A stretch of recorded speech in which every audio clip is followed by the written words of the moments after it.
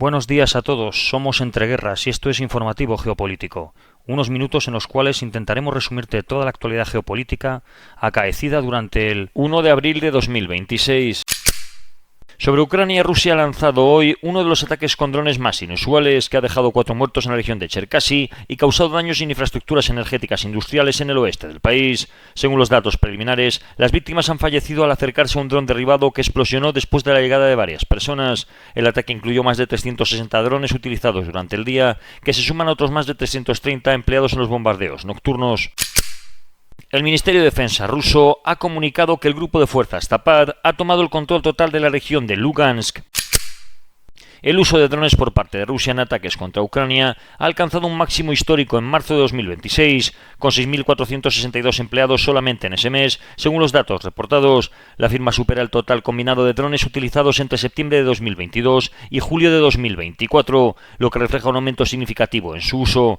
Además, Rusia ha incrementado notablemente su dependencia de estos sistemas. En 2025 lanzó cerca de un 1.700% más de drones que en 2023, y la tendencia en 2026 apunta a un nuevo aumento. Rusia ha dado a Ucrania 2 meses para retirarse de la región del Donbass o se enfrentará a nuevas exigencias en las conversaciones de paz, según ha declarado Volodymyr Zelensky. Rusia estaría dando a entender a Estados Unidos que podría apoderarse de la región por la fuerza durante este periodo y que en ese caso exigirá condiciones diferentes, según afirma el presidente ucraniano, que lo ha calificado como algo no creíble.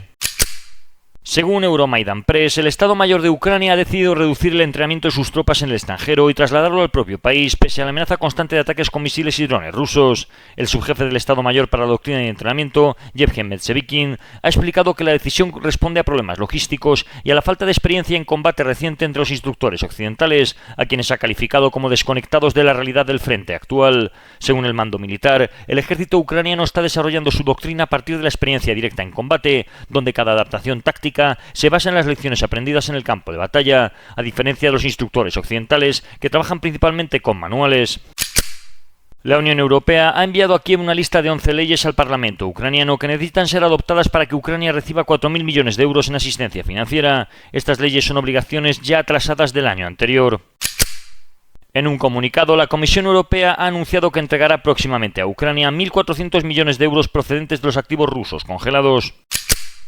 En Oriente Próximo, la guerra entre Hezbollah e Israel continúa con nuevos ataques a ambos lados de la frontera. El grupo libanés ha lanzado cohetes contra el norte de Israel, impactando en la ciudad de Kiryat Shimona, donde se han registrado daños materiales y al menos un herido. Además, Hezbollah afirmó haber derribado un dron israelí sobre el sur del Líbano y ha difundido imágenes del lanzamiento de misiles y un dron kamikaze hacia territorio israelí. En respuesta, fuerzas de defensa de Israel han realizado nuevos ataques, incluido un bombardeo en la zona de Al-Ya, al sur de Beirut, que según el Ministerio de Salud libanés dejó al menos 5 muertos y 21 heridos. Israel también ha anunciado la muerte del comandante del Frente Sur de Hezbollah, responsable de la actividad militar del grupo en esa zona del país, en un ataque naval en Beirut. Mientras tanto, el ejército libanés ha informado que ya se ha retirado gran parte de sus fuerzas de algunas ciudades fronterizas, mientras continúa la ofensiva terrestre israelí en el sur. Sin embargo, aseguró que mantendrá tropas en las localidades de mayoría cristiana, Dermeich y Ain Ebel, cuyos residentes habrían pedido protección. Desde el inicio de la guerra, el 2 de marzo, el Ministerio de Salud del Líbano cifra en 1.318 los muertos y en 3.935 los heridos. En la provincia de Daraa, en el sur del Líbano, manifestantes han salido a las calles en protesta por la aprobación por parte de Israel de la pena de muerte contra los palestinos considerados como terroristas en Cisjordania.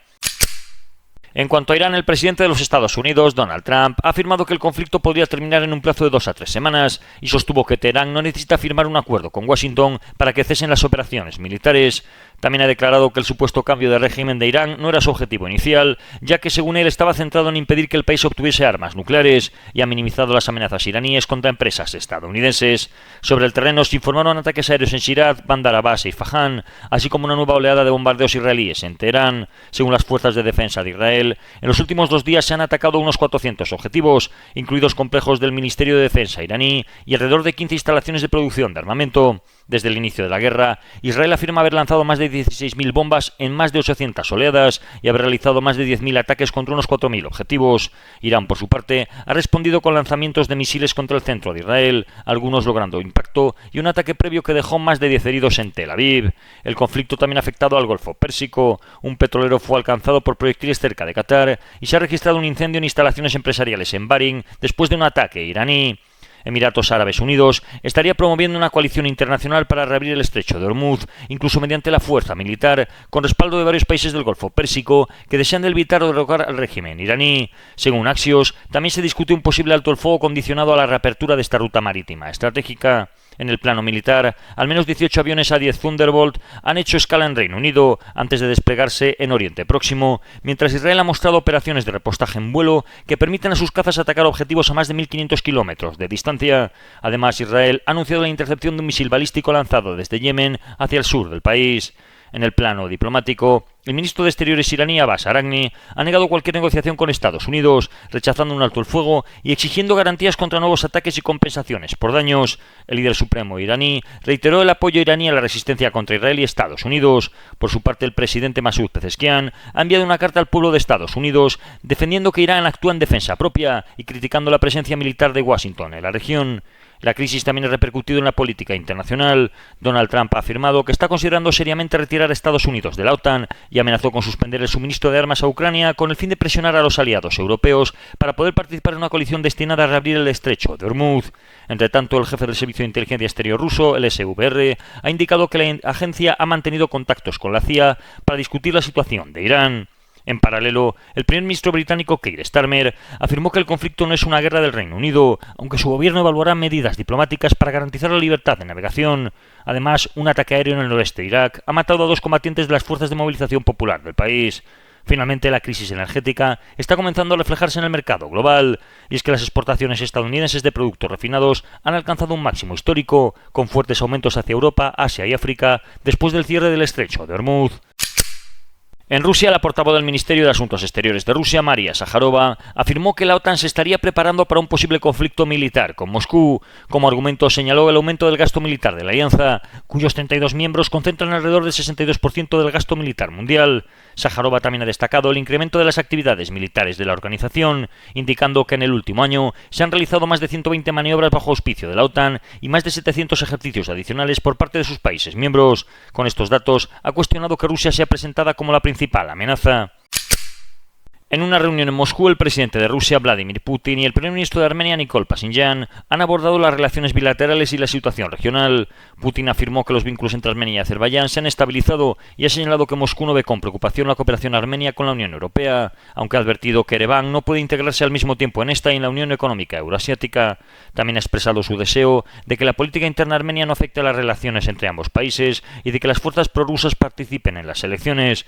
Por su parte, Pashinyan ha asegurado que la relación con Rusia no está en cuestión pese a los vínculos con la Unión Europea, agradeciendo el papel de Moscú en el proceso de paz con Azerbaiyán y reconociendo que no es posible pertenecer simultáneamente a ambos bloques. En Asia, la presidenta del Kuomintang, Chen Li-gung, ha defendido su próximo viaje a China, afirmando que la población de Taiwán no quiere que la isla se convierta en uno de los focos de conflicto más peligrosos del mundo.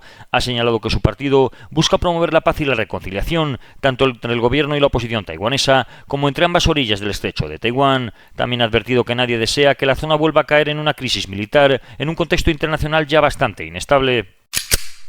Y esto ha sido todo por hoy. Si queréis profundizar en las noticias que hemos comentado, leer alguna de ellas o visualizar diferentes vídeos de actualidad, os recordamos que estamos en la aplicación Telegram, con nombre de usuario @entre_guerras. Que tengan un buen día y recuerden el main.